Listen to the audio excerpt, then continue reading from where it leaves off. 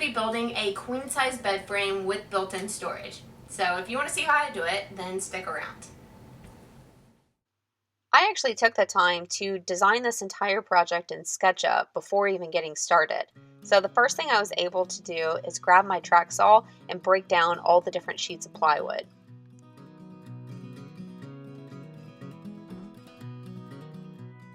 I grabbed the two sides and the back piece and used a few pocket holes in those side pieces to attach it to the back. Next, I attached these center walls, which I'll later attach the drawers to. I used the help of pocket holes and my speed square here. Now I made these walls extend from end to end of the bed frame so that if my bedroom configuration later changes, I can come back and add drawers on this side of the frame as well.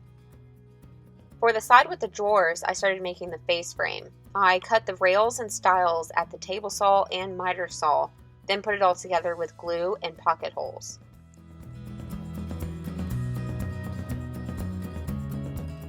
I used a tape measure to make sure the horizontal pieces were level, and then a speed square to make sure the vertical pieces were plumb. Okay, so far so good. Now to attach the face frame to the body, I used the pocket holes that I drilled in all of those dividers earlier. And I also made sure that the back and the front measurement were the same before I attached it to the face frame. Next, I went through and started adding the sliders. I made this step easier by cutting a scrap to the exact height that I wanted them, so I could just set the slider on top of it and then screw it down. When it came time to attach the bottom sliders, I just cut that scrap piece down, then repeated the same steps. Alright, now to make the drawers. I used my table saw to make all of the pieces first, the front, backs, and then the sides. Now the sides and the front have a dado cut in them so the bottom can slide into place. So I just used my table saw to make this dado cut. Then I had put pocket holes in all the pieces and started assembling the drawers.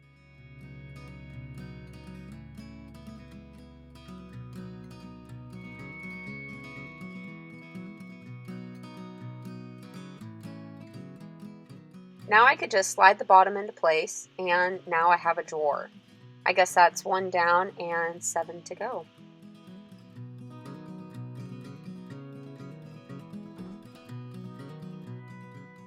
To install the drawers, I first set a spacer on the front of the opening, then also cut a spacer for the front of the drawer that I could set on the floor.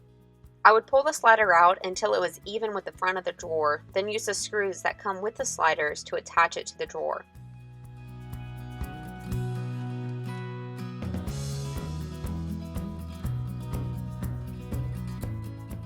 Once all the drawers were installed, I moved on to the faux faces. I first cut them all at the table saw, then stuck them into place just to make sure that there were no problems. Once I saw that they all fit, I took it back to the table saw and cut an additional 1/8 off each side, or 1/4 off 2 sides. I used the help of hot glue to just temporarily hold it in place while I moved to the inside to permanently attach it with screws.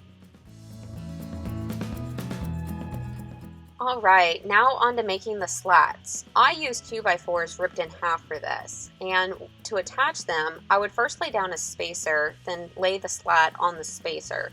I did come back with a level, just to make sure they were level with each other before attaching them with pocket holes.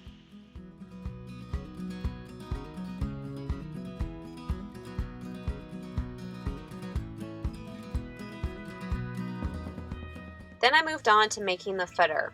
Really, all the footer is me gluing and nailing a bunch of board to this end piece. So you can get really creative with the design here, or another option would be to add a few drawers.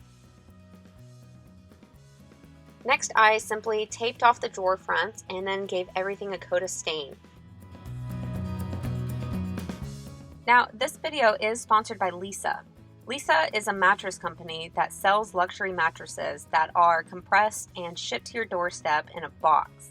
If you go to leesa.com/April, then you'll get $75 off your mattress. Now, I typically sleep on a Tempur-Pedic, so I can tell you that this mattress is very comparable, but for way, way less money. Something I really like is for every 10 mattresses Leesa sells, they donate one to a homeless shelter. Also, they have a 100 nights return period if you don't end up loving it. But this thing has 3 layers of premium foam, so I'm pretty sure you'll love it.